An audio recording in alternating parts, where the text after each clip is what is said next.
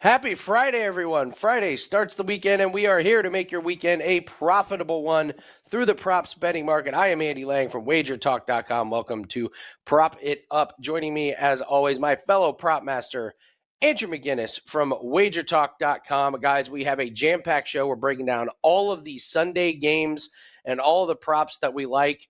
No time to waste, so go ahead and hit that like button, please, if you're enjoying all the gambling content. We're giving out tons of actionable information, so hit that like button, and let's get right into it. Andrew, listen, did you have more rushing yards than A.J. Dillon last night? I feel like this is our ongoing thing where we kind of poke fun at A.J. Dillon every week.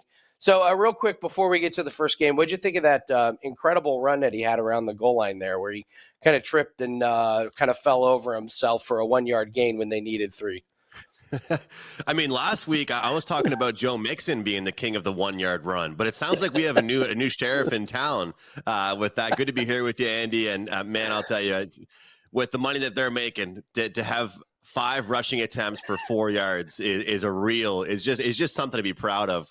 As far as that, I as a Packers fan, I thought it was a Lions spot.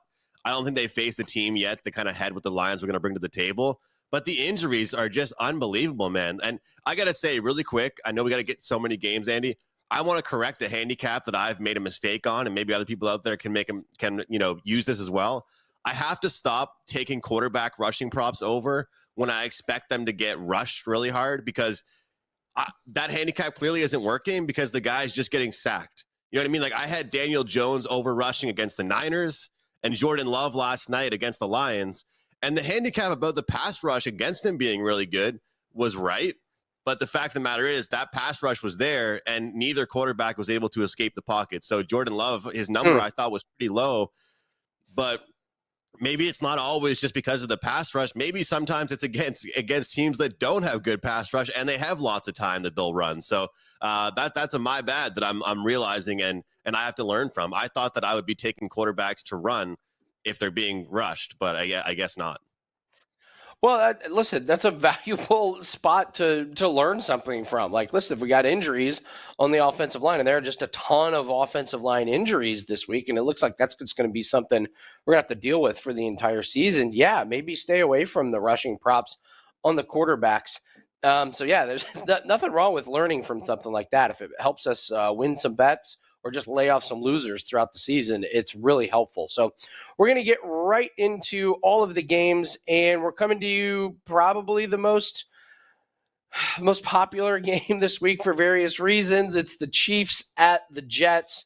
And yes, there are a million Taylor Swift props that are out there. No, I don't think any of them are going to be in our best bets categories on Wager Talk. But Andrew, first off, tell everyone what you have up. I know you're on a nice little streak in NFL, so tell us about that and then break it down for us. Chiefs at Jets props. What do you like?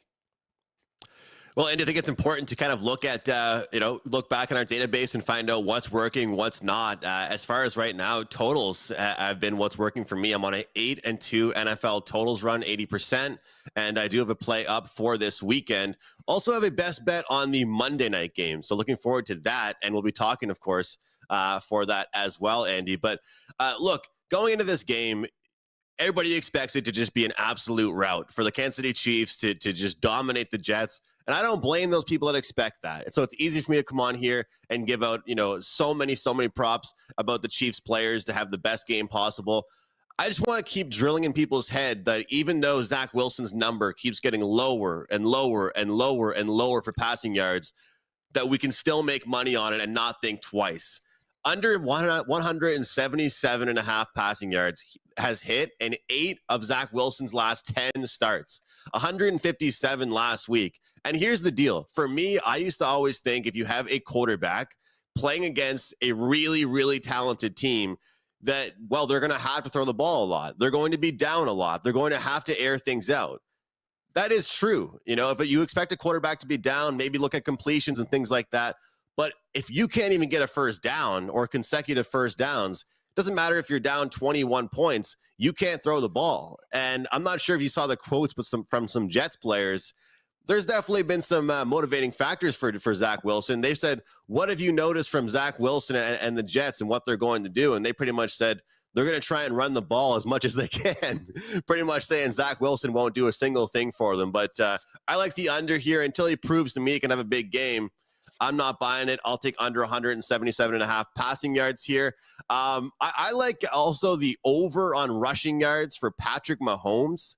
He's hit this in 4 straight games, been extremely mobile coming off his injury, and the Jets ranked 23rd in rushing yards allowed. I think we're going to see a great first half from Patrick Mahomes. In the second half, if they have the lead, I can't see him running too much. But overall, I think this is going to be a pretty one-sided game. And even with that being said, I don't think that Zach Wilson can get over his total. Honorable mention, have to mention it, Andy, minus 135 is the price for the Travis Kelce touchdown. Even if Swift wasn't in the crowd, I'd be talking about this, but I just look at his numbers for receptions, his number for receiving. It's a big, big number for both of those. I think I'm comfortable just looking at the minus 135 for him to find the end zone. So a few plays I like in that game. I wonder if the Jets just like quadruple team him. They're like, no, you're not anybody. We'll leave everybody else open, but except you.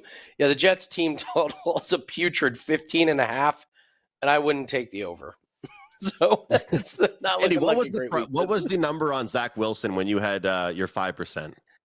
What was well, it was terrifying because it was 176.5. So we took it on Friday, and then I wake up Sunday morning to see it's up at 186. So we missed a 10-yard move, but he still came under. And it was a little bit lucky because he only needed a few yards right at the end of the game, and then he just threw an interception. But that's what you get with Zach Wilson. Yes, like you get him throwing it to the wrong team, and it's just a lack of confidence and a lack of talent, and he's just not in a good spot. So yeah, it's really tough. And the other thing, a huge chunk of that play that was against the Cowboys, I think 78 yards was the Garrett Wilson play. So you take off that one huge play is right around 100 yards. So that number that you talked about with Zach Wilson is about what it's been, and it's not hitting. So they've scored 10 points in each of the last 2 games that he started for them. And Chiefs defense, no joke this year. I'm going to talk about the Dolphins and the Bills. We have a 5% NFL play that is up.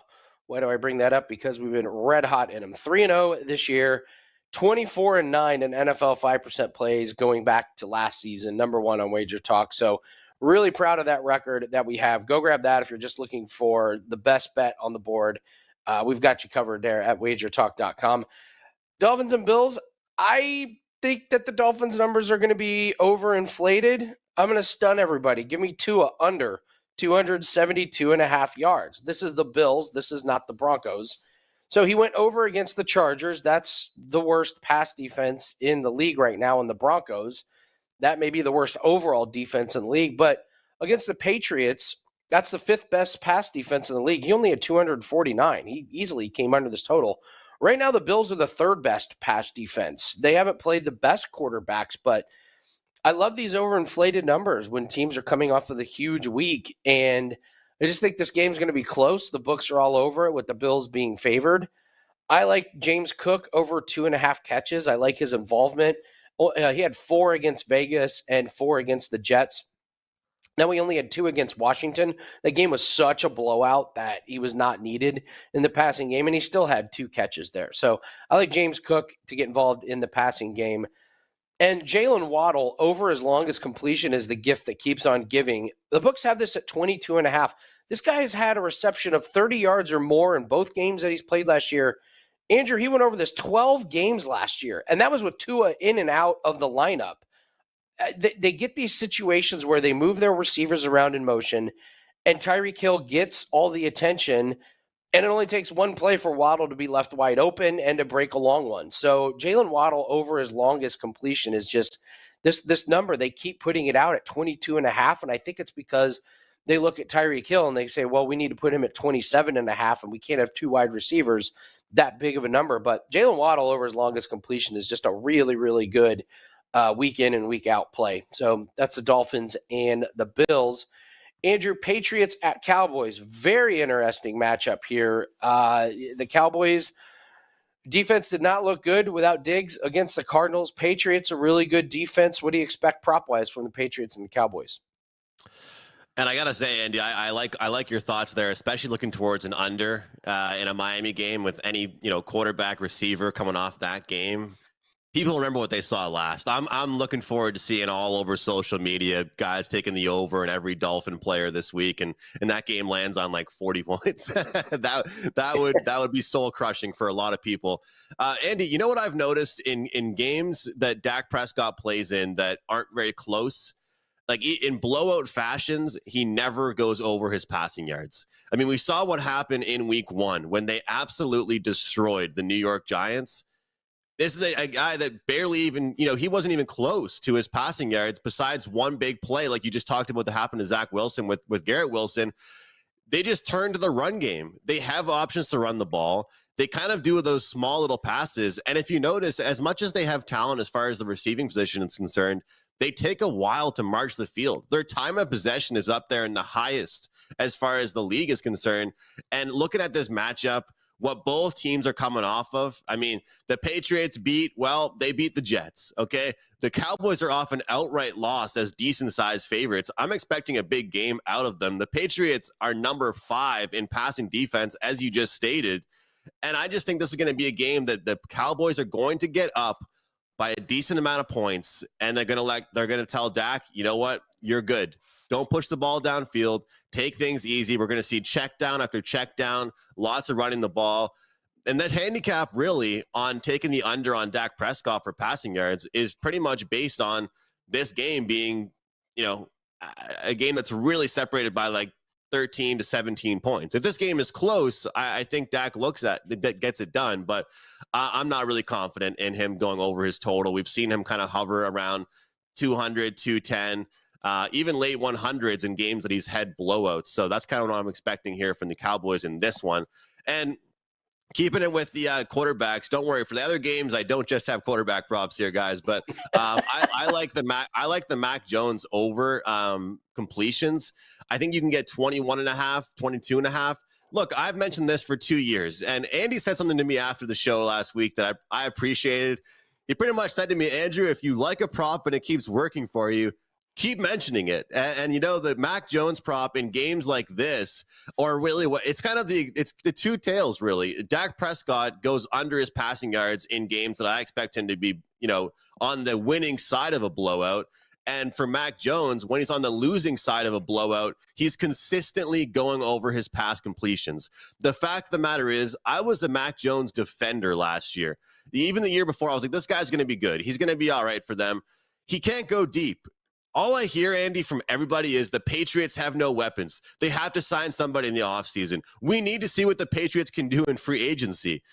I don't know who they could give Mac Jones Justin Jefferson. I'm not sure he's hitting him for an 80-yard pass, 60-yard pass, 40-yard pass. It's just what Mac Jones does. He's the best at 10, 15-yard plays, which really help out the completion prop. So 10 of his last 12 games, he's gone over this number. And this is one of those ones I would bet now. If you do see it at your sports book, bet it as fast as you can. I think that number will go up. But Dak under passing and Mac over on completions, Andy. I'm going to take a look at the Ravens at the Browns. I know Justin Tucker is you got to talk about Justin Tucker props. I got to tell you, he's gone under this 1.5, 2 out of 3 games. He missed one against the Colts. Missed one against the Bengals, even though he went over. So I will say, though, I like him to get field goal attempts in this one. I think this is a low-scoring game for the Ravens. I like their team total under 19.5 points. This Browns defense is insanely good, like maybe historically good. They've given up 19 points. They had 2 touchdowns that were defensive touchdowns when they faced the Steelers, but the actual Browns defense on the field has given up a total of 19 points. I don't trust this Ravens offense. They only put up 19 against the Colts, which I thought was a bad performance. So I like the Ravens under their team total, and I think they're going to get stuffed a little bit when they get close. So I do think Justin Tucker goes over 1.5 field goals. He may have 3 or 4 attempts. The other one I really like in this game, Andrew, is Amari Cooper over 59.5 receiving. Week 1, he only had 37 yards, but they crushed Cincy, and that was a rainy game.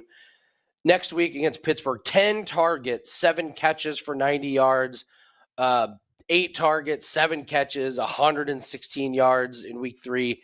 And this Ravens secondary is really banged up. They've given up the 9th most passing yards to wide receivers, and they're just better against the run. So how do you attack this Ravens team? Well, you attack them through the air. Pittman had a big game against Baltimore. T. Higgins had a big game against Baltimore. Nico Collins had a big game against Baltimore. Really surprised we're getting under 60 yards on this Amari Cooper. Looks like he and Deshaun Watson are clicking this season. So I like Amari Cooper to get over there, and I think the Ravens struggle here on offense. So I like the team total, and of course Justin Tucker over 1.5 field goals. Up next, Andrew, we're going to talk about the Broncos and the Bears. Surprisingly, I like this game from a props perspective. I think these are 2 bad defenses. I think there's some guys that are going to go over their totals. You looked at this game, you broke it down. What'd you find in Broncos and the Bears? Andy, I didn't find a lot. I like the over 3.5 field goals. In games that really I don't expect a ton, I like field goals. I think that you're going to see really 2 teams that can convert in the red zone. Here's the thing. You've looked at a Broncos team that has not actually struggled as much offensively. It's been more so defensively that they've given up a ton of points. And that's kind of been the shocker. Everybody loves to make their jokes about Russell Wilson, but I feel like they've just struggled defensively. I think they're going to get the run game going quite a bit. The Bears' run defense has not been impressive at all. But I'll tell you what, this is usually when I look at games like this, it's a theory I have in all sports, NBA, NHL, NFL. When 2 bad teams play each other, I like to try and bet overs. I like to try and look at higher scoring games because it's like, hey, you know what? We're not playing an elite team. Maybe this isn't a week we can do something. But I'm going to look towards unders in this one as far as the top elite receivers and kind of go over on rushing yards because you're still getting some really small numbers here. But the prop that stuck out to me right away, and you're getting a pretty good price at like minus 115, 120 on over 3.5 field goals in the complete game.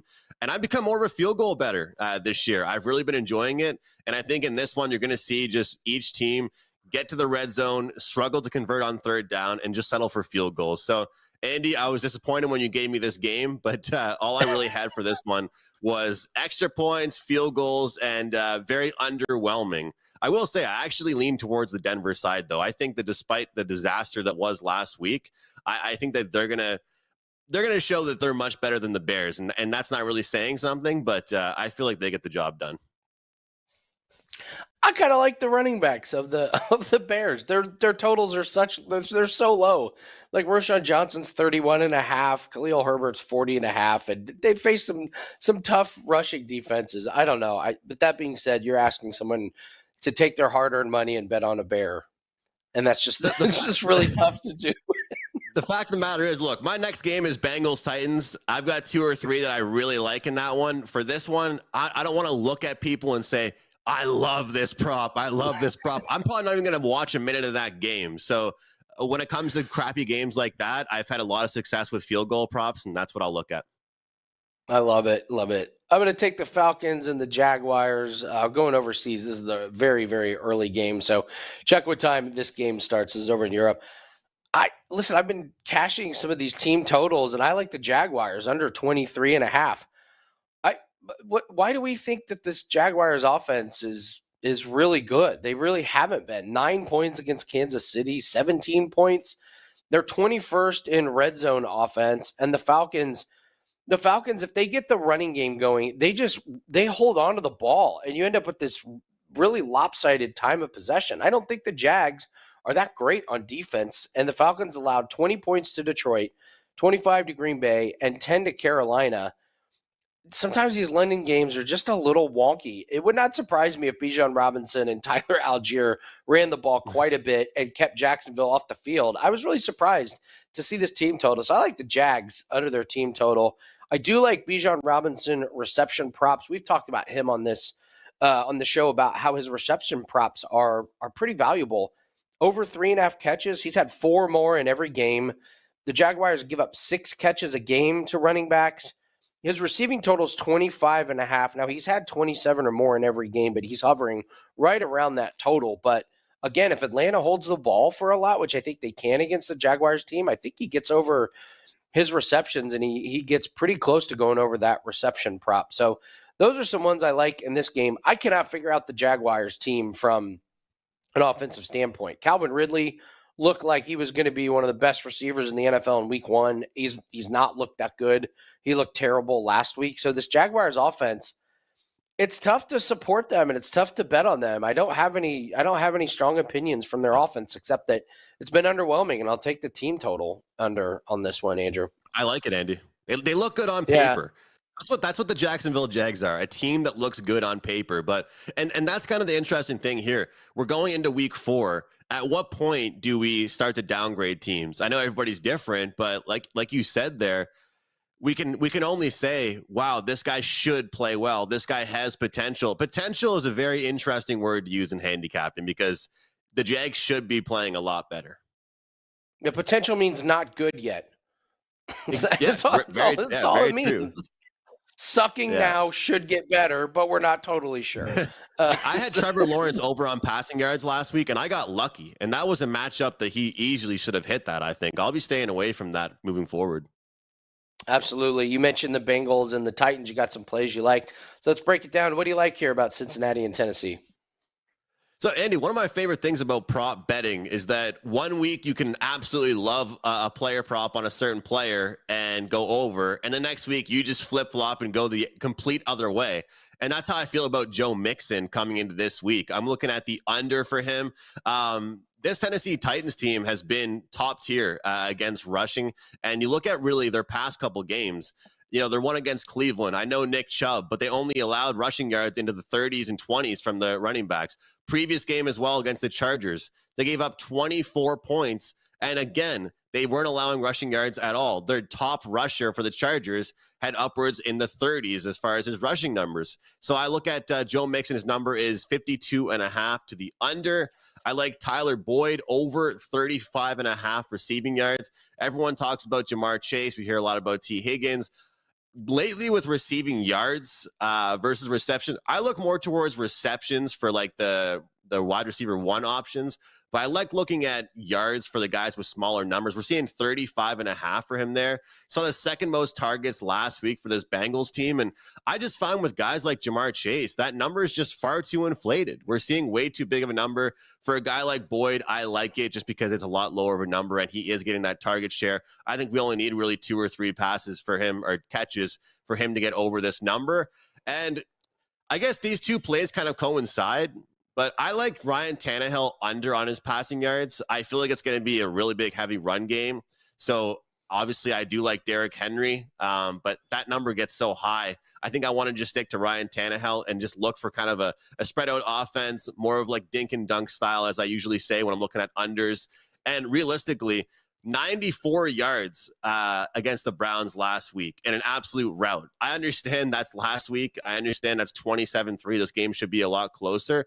But from what we've seen from Tannehill in years past, we haven't been seeing him air the ball out a ton. So I think that we're going to see him, start the game by throwing the ball, but really work in the run game quite a bit and slow things down that way. Wouldn't be surprised if I end up locking in for clients the Derrick Henry rushing attempts prop over, which I don't always do, Andy, because obviously he's usually gets the job done when he does get his opportunities. So the yards are usually in play, but the attempts I'm confident with this week because I do think he'll get his opportunities. But my favorite play in that game is Joe Mixon under. And like I said, it's always nice when you can have a good read on a guy and, bet is over one week, bet is under this week and kind of, know when to bet on a guy and know when to bet against them. I love that one. I love the Tyler Boyd. I noticed his reception total was 3.5, and I was like, 3.5, that sounds, and then 17 targets the last 2 weeks. So he's just quietly under the radar. I think it's a great play. And I love those props that the numbers are much lower. Like when you have those, like Justin Jefferson, his number for receiving is over 100 yards.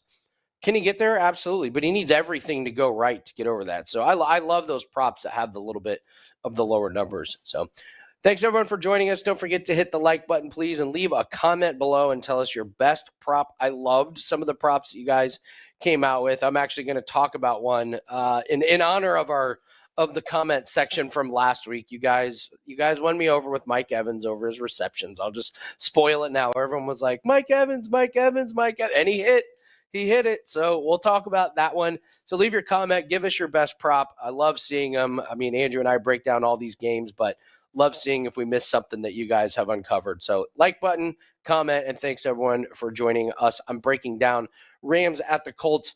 Colts props are tough to come by. I believe Anthony Richardson is going to play. So we'll just break down this game and think that he's going to play. But I'm just going to go over Rams props because I think that's the most confident side of the ball that I feel good about. Andrew, I'm going to keep fading this Colts secondary. Matthew Stafford over 256.5 passing yards. He's gone over this total every game. And I talk every week about how the Colts rush defense is good and their secondary can be exploited. I think the Ravens really screwed it up last week. Lamar Jackson ran 14 yards for 100 yards. That's not how you go after this Colts team. It looked great on paper, and if you had Lamar Jackson in fantasy, great, but they lost the game. And the way to move the ball in big chunks is to throw it. And I don't think the Rams are going to make the same mistake they made against Cincinnati. I know the Colts have a pretty decent pass rush. I think the Rams will adjust, and I think you're going to see Matthew Stafford had a good game through the air. And if he has a good game through the air, I'm going to fade Kyren Williams. I'll take under 56.5 rushing. Only one running back has gone over this total against the Colts. Williams has not gone over this total this year. That's why I'm a little surprised by this number. He's only averaging 3.6 yards a carry, only 10 carries last week in a game that was fairly close. So I'll fade Kyren Williams. And even though I think Matthew Stafford's going to throw a lot, one guy that's not catching a lot of passes is Van Jefferson. I'll take under 2.5. He has one catch each of the last 2 weeks, and his targets have gone down every game, 5, 4, and 3. So I don't think we see Cooper Kupp at 100% over the next couple weeks. Sean McVay came out and said, there's returning to the game and then there's returning to performance. But it just feels like Matthew Stafford has much better chemistry with these other receivers, and Van Jefferson's kind of the guy left out. I think the books have adjusted on Tutu Atwell. I like him to have a good game. And, if you had the other receiver and you cashed on that last long play, congratulations, but that was a sweaty one. I think better days are ahead this week for the Rams passing game. I think they have a really, really big game. And don't forget, this is inside on turf, so favors the Rams' speed. Andrew, Vikings at Panthers. It looks like Bryce Young is going to be quarterbacking the Panthers and not Andy Dalton. So what are we looking at with the Vikings and Panthers? Is this still going to be a Vikings team that just throws the ball a million times a game? I don't see why not. And realistically, I don't feel like they use their running backs. Like they almost use their running backs as just like short distance pass catchers. I'd love to look at some rushing attempt unders for their running backs or I guess you could look at it either way, receptions over, because they don't really run the ball through handoffs. They run the ball through 2-yard passes. That's just what works for this team. But Andy, we talked about with Boyd, I like looking at the receivers as far as receiving yards when they're a little bit deeper down the depth chart. I talked about this last week, I think. I like Jordan Addison quite a bit. Become a fan. I feel like he's going to have a good year and just get better and better as the weeks go on here. Obviously, we know top guys like Justin Jefferson, their number is as high as it is for a reason. But when you've got a guy like Addison being targeted as much as he is, even with guys getting healthier, and the thing is, I always look at yards after catch. Right? Is this guy going to be one of those guys that just catches the ball and immediately gets tackled? Or is he going to be someone that catches the ball and can make a play immediately after? And for Addison, he seems to be a guy that turns nothing into something quite a bit. He had 6 receptions last week for 52 yards. I'm looking at his over. His average catch was for 9 yards. So I feel like he's going to have himself a pretty good game. And somebody else I like, hopefully Bryce Young starts going to him a little bit more, though. I'm looking at the receptions prop for Hayden Hurst. He's covered this number in 6 of his last 7 games, but his receiving yard number hasn't been there at all. Like he's just been like that safety blanket, been that guy that hasn't really created any exciting plays. Like if you're cheering for a big play and you want they're desperate for a first down, he's that guy they're throwing to for like 5 yards and they're short of the first down. You know what I mean? Like he's just that guy that they're comfortable throwing to. He's somebody that even when his number is in the 30s, I don't want to be looking at receiving yards. I want to just be looking at receptions. So you can get him at 2.5, but it's pretty chalky. But some places are offering the 3.5 at a plus price. Now, for me personally, when it comes to prop betting, I prefer going with the plus price in a situation like this. When I'm handicapping Hayden Hurst receptions, I'm not banking on him getting exactly 3. In fact, more so when we see him cover this, we've seen 4, 5, even 6 receptions. So shop around, guys, to try and get that 3.5 instead of the 2.5. But I think Hayden Hurst will get a good game, especially when you got a player coming off an injury. You got to go to who's comfortable. And this Panthers team has to stay on the field. They can't be constantly going downfield, and they have to simplify their offense. So I think Hurst is a bet-on guy for the next few weeks here, Andy. Wow, I love Prop It Up. Tune in every week for your Hayden Hurst breakdown. That's a great find, Andrew. That's a diamond in the rough. He was not on my radar, so I will absolutely be looking at Hayden Hurst props. I'm going to take a look at the Cardinals and the 49ers. So for the 49ers, we're going to be real careful to see what the injury status is for, Brandon Ayuk. And with these injuries, I just want to play it really, really safe. I want definite confirmation before I jump in on any props. So I don't have a whole lot for the 49ers. I will just tell you that this Christian McCaffrey anytime touchdown run is coming to an end very soon because it's not sustainable. And I find that these streaks come to an end as soon as everybody discovers it. And last week when they were comparing Christian McCaffrey to Jerry Rice, I was like, okay, here comes the end. And so this week, it's so juiced. Just don't put Christian McCaffrey anytime touchdown in your parlays because this run is not sustainable. So I know it's everyone's favorite anytime touchdown prop right now, but I'm going to zig when everyone's zagging, and I'm going to stay away from that. For the 49ers also, Andrew, we got to talk Brock Purdy over 1.5 touchdown passes. He's gone over this in every home game that he started. So, like Joe Ranieri says, if it ain't broke. So I guess we got to keep playing this one. I wonder if this one is this sustainable as well, but I feel like this one is sustainable because a lot of times he just throws 2 touchdowns. So if he throws 1.5, he goes over. But if the books move it to 2.5, I would come back and play the under. So I feel like this is a prop that probably is more sustainable over the next, 10, 15 games rather than the McCaffrey anytime touchdown, especially because we now know that they're going to give Elijah Mitchell more carries, more touches because they need to save Christian McCaffrey for the playoffs. So don't be surprised if these Elijah Mitchell props start hitting and McCaffrey starts getting his touches limited a little bit. For the Cardinals, here's another streak that I think is unsustainable. Josh Dobbs has not thrown an interception yet this year. That's not going to continue. The 49ers have 5 interceptions this year. They have an interception in every game. I'm guessing Dobbs and the Cardinals are very excited after last week's win. So it wouldn't surprise me if Dobbs throws a couple of bad ones that the 49ers take advantage of. However, I will say this rushing total for Dobbs, 16.5.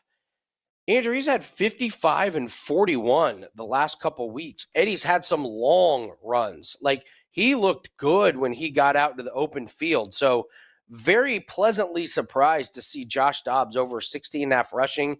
This 49ers defense is really, really good. They're going to put pressure on him. So it wouldn't surprise me if there's a few designed runs for Dobbs. So as for the skill position players for the 49ers, unless I know exactly what's going on with Brandon Ayuk, we kind of wait. Because when Ayuk plays, you take George Kittle under. When Ayuk is out, you take George Kittle over. So you just have to wait and see on these injuries for the Cardinals and the 49ers. Andrew, Raiders at Chargers could be a shootout. This Chargers passing defense is pretty bad. Jimmy Garoppolo, it looks like, took a pretty good step towards playing. It looks like he's probably going to be the one to play. What do you like here for the Raiders and the Chargers? Yeah, and I have to say, Andy, I really like what you're looking at there for kind of secondary running backs. I remember that was when I looked at quite a bit with Kareem Hunt for the Browns. When Nick Chubb would have his crazy big games, his number would be so much higher, and then they would kind of hand the ball off to Hunt as well, and he's getting his touches. And Elijah Mitchell's really talented too, so I like that one quite a bit. Andy, look, I want to start things off. I told you guys that today, kind of a theme for me, I guess. I've been looking at a lot more field goal props. And when you look at teams that put together a lot of points each week, that are involved in these shootouts, like a team like the Chargers, where their defense gives up 27, but their offense scores 30. Well, some of those points are from field goals too. It's not all touchdowns. We've seen Cameron Dicker from the Chargers go over 1.5 field goals in 5 straight games. We're getting minus 105 on this. I feel like people only look towards field goal props in games they think will be boring. But you have to look at it as if this as well. There's going to be points in this game. They're not all going to be touchdowns. In times they don't convert on third down, when they're deep in their opponent's territory, they're going to settle for field goals. And the Chargers have no problem doing that, even though their coach can be kind of brain dead sometimes. So over 1.5, I'll look towards that because I feel like that this is a guy that keeps on hitting it. And the best part about field goal props compared to any other prop and you know, NFL, NHL, or NBA, I find, Andy, they don't really move the prices very much on those. So it's like something you can really take advantage on. Obviously, we've talked about Justin Tucker for like the past 4 years on this show, and he's somebody that's a good example. How about Jacoby Myers? I've talked about him for the past few weeks. I feel like I've talked about the Raiders games, but he was second behind Devontae Adams in targets. He had 12 targets. I feel like people have mixed feelings about this guy and kind of the positions he's been put in. I think that if you're a game watcher, which I am, I watch all the games. I think that you look at some of the targets he's gotten, and they haven't really been great. Like, they've almost been like Jimmy G, like not really wanting to go to him, but he's the only guy available, and he throws it like almost out of bounds. So Jacoby Myers can't ever run afterwards. I feel like they're going to put him in positions to succeed. And I'm not seeing numbers on all these guys right now, but I feel like there has to be a better separation between Devontae Adams, or it's going to be just a very predictable Raiders offense. And I know that he's the second option, so I'm not really going too deep into the depth chart, but they need Myers to play well if they're going to have any success. They can't have Devontae Adams. I'm not sure if you've seen the quotes, Andy, from Adams, but he's not happy right now. A lot of the Raiders players aren't happy, but I really don't think Devontae Adams would be mad if he gets 2 or 3 less catches this week and they win the ball game. I think this guy just wants to win. And also for this Chargers team, we talk about quarterbacks that are just throwing the ball all the time. We know what Justin Herbert's capable of, but their running game, man, is not good right now. I know they've dealt with injuries. They feel like they always deal with injuries over the years, but this is a quarterback throwing in the 40s pretty much every single week as far as attempts, and their rushing leaders seem to don't be at any higher than like 40 or 50 yards. So I got to keep it simple here with Justin Herbert over on his pass attempts. I'm going to try and pick my spots to find some running backs to look to the under for. But I'm curious how this game plays out. You know, the Raiders don't want to turn this one into a shootout. The Chargers, that's where they're the most comfortable. They have no choice because their defense gives up 7 points a game. But I think this one's a pretty good game for props, Andy. I definitely have a few for clients going out today in this one, but don't forget about that field goal one. Over 1.5 there for Dicker for the Chargers. I like it quite a bit. We got 3 more games to break down, guys, and then we're going to be wrapped for Prop It Up. Make sure you hit that like button and leave a comment. Tell us your favorite prop that you like for this weekend. I'm going to talk Commanders at the Eagles. I guess DeAndre Swift is the lead running back. I guess we have clarity here, and his rushing total is 63.5. This Philly team just looks like they just like playing bully ball on the offensive line. I mean, they've flexed their muscle. This is one of the few offensive lines that can dominate an opposing defensive line. Commanders give up 4.8 yards per carry. James Cook ran for 98 yards against them last week. And Andrew, here's a stat. The Eagles have scored first in 19 out of their last 23 games. They get the lead, and then they just are able to control the game. So DeAndre Swift has looked fantastic. He's healthy at this point. So I guess you got to take it over on DeAndre Swift. On the flip side, Brian Robinson under 54.5 rushing. The game script might look like last week where Tampa had the ball 21 minutes. Philly had it 39 minutes. The Eagles only allow 3 yards a carry. I don't see a big game from Brian Robinson. And then, Andrew, you're going to talk the Steelers at Texans, but I want to ask you this. Do we have to play Jalen Hurts anytime touchdown every week? It's minus 115. When they get the ball on the 1 yard line, it's a touchdown for Jalen Hurts. Just like you don't even have to run the play. Just it's 1st and goal on the 1 yard line. Just give Jalen Hurts the touchdown. We don't have to play it. So yeah, so Steelers and Texans, and then your thoughts. Jalen Hurts anytime touchdown. Is this just a must add every week? Look, it's a prop show, not a fantasy show, but I feel bad for any fantasy owners with running backs on the Eagles because they're going to just go to Hurts. He's the guy punching it in. I think it's one of those ones where you and I have talked about this, Andy. We don't think twice about it. Some people look for just the plus 250 or plus 300 long shot touchdown scores. How about the guys that actually hit? You know, it's so great to tell your friends you bet a plus 300 touchdown score, but it's also nice when you win them. So I think Jalen Hurts is a really good one. And it's, what do you think about like Swift touchdown props and running backs on the Eagles, because they're not going to get in. You can't play them. They have to get it from 5 yards out or more, and it's Jalen Hurts throwing, or it's Jalen Hurts with that push play. And we've seen other teams try and do the push play, and it doesn't work. And again, if it ain't broke, don't fix it. Why would the Eagles even go away from it? Because it works every time. So from a real life football perspective, they're not going to get away from it. So I'm with you. What do you like about the Texans here? I like Nico Collins over his longest reception. He's hit this in 3 straight games. It seems like whenever he gets involved in the play, they're throwing it deep to him. He's not someone that's racked up a ton of yards. Quite frankly, he had 3 catches last week, and he was around, I think, like 36, 37 yards.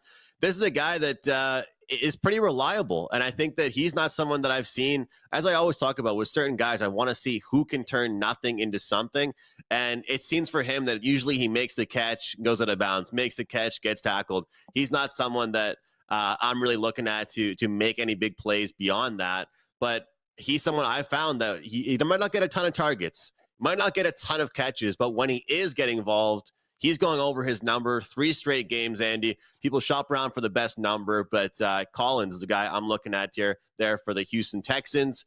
How about an interception for CJ Stroud? I mean, this Steelers team, Andy, I'm not a buyer. I want to know what you think about this. You asked me a question. Do you think that this Steelers team is good without an interception, without creating a turnover? Because I don't, but I guess that's part of the game. I'm going to keep betting this on the Steelers because I feel like until they prove me wrong, I feel like their offense is their defense. I'm gonna bet on the Steelers' opponent throwing an interception or turning the ball over every single week, and that's what I'm looking at so far. But do you think that this Steelers team is any good without their defense making plays? Well, CJ Stroud just set the rookie record, most pass attempts, and 3 games in a row to start a season as a rookie with no interceptions. Again, unsustainable. I would take him the next 3 or 4 weeks to throw an interception. He's going to. I don't think the Steelers' defense is as good as people think it is when you look at some of the numbers, but turnovers, yeah, absolutely. They had 3 interceptions on Jimmy Garoppolo. Stroud is due for an interception. So, yes, I would absolutely play the interception prop on Stroud. I know it's not going to be the best price, but I think it's something we have to continue to look at. And the Steelers team, they're doing well, and they're great. I think they're really helping out Kenny Pickett. I mean, if you're a young quarterback like Pickett and you've got your defense putting you in good situations every single game, it makes you a lot more comfortable. But having said that, I'm looking at Kenny Pickett under on his pass attempts. They're running the ball quite a bit. And realistically, with their defense putting them in good positions when they get interceptions and getting good stops, they're not really throwing the ball a ton. They're letting Kenny Pickett ease his way into the game as a young quarterback. And when you've got a young QB on a really bad team, it's hard for them to do that because they have to throw the ball a ton. But with him, you've got the world's slowest running back in Najee Harris. You've got Warren that's actually doing damage. They really chip away. And you talk about running backs, Andy, that are able to break off for huge plays. Quite frankly, that's not what the Steelers do. Their running backs average like 2 or 3 yards per carry, but they just slowly get those first downs. So I'm looking at the Kenny Pickett under on completions. And I think in this matchup against Houston, after I've absolutely talked smack all over him the past few weeks here on the show and on Twitter, I think this is the Pat Freiermuth game. So I'm looking at him over. My God. I love it. I love it. Andrew, we're getting ready to wrap up the show. We have one more game to break down real quick. Tell everyone about that nice run you're on and what you have to promo. That 80%, 8-2 totals run in the NFL. I've got a best bet for the Monday game. That will be half off. Really looking forward to that one. That's Seahawks and Giants. So you guys can take advantage of that at WagerTalk.com. Already listed for the discounted price. Got a prop pack going for the entire weekend. Quarterback props, receiver props, rushing, field goals, and I'm sprinkling in a few touchdown scores. Most of the touchdown scores that I end up on will be just tweeted out to my account. But follow me on Twitter at McGinnis Picks. And Andy, best of luck with your 5%. I like what you said yesterday on Wager Talk today. You can't hit one every week if you don't start week one. So best of luck to you. You cannot run the table on 5% plays in the NFL if you don't hit the first 3 weeks. So yes, we have our 5% play up in the NFL, looking to make it 4-0 this season, and it's a 24-9 run. So grab that at WagerTalk.com. It's just one of the best things that we have going over the last couple seasons. So 5% play up now. Thank you everyone in the chat room, and if you're enjoying this gambling content, make sure you check out all the videos at WagerTalk.com on the YouTube channel as well. Individual game breakdowns for all the college games, all the NFL games. Those videos are only a couple minutes short. You can blow through them and get a bunch of different gems and nuggets for games that you're looking at to bet. Let's break down the Buccaneers and Saints before we get out of here. Yes, okay. We will take Mike Evans over 4.5 receptions. You guys have been heard. He had 6 against Minnesota, 6 against Chicago. He had 5 against Philadelphia when they only had the ball 21 minutes. He just is Baker's number one target. The Saints are a really good defense, but Derek Carr is hurt. Jameis may be playing here, so this could be a little bit of a weird game. An oddly weird shootout potential here if Jameis is playing. You never know what could happen. So, yeah, Mike Evans over 4.5 reception. And then Alvin Kamara, I think they use him a lot. He's rested. And you could look at his rushing at 52.5. The case for his rushing is even with their weird backfield, New Orleans has averaged 93 yards rushing per game. The Eagles rushed for 201 yards against the Bucs last week. They averaged 5 yards a carry. If Carr plays with the bad shoulder, Kamara is going to get work. If Jameis plays, surely they're not going to try and have Jameis throw the ball a mile. And the other thing is, if Jameis does play, I mean, it's check down central to Alvin Kamara. We saw when Dalton was there. I mean, Kamara would get 9-10 targets a game with those check downs. So I like Kamara to come out and have a big game. They need him. I mean, he's by far the best and healthiest back that they have in that New Orleans backfield. So Alvin Kamara over rushing, over his receiving, and of course, Mike Evans over 4.5 receptions.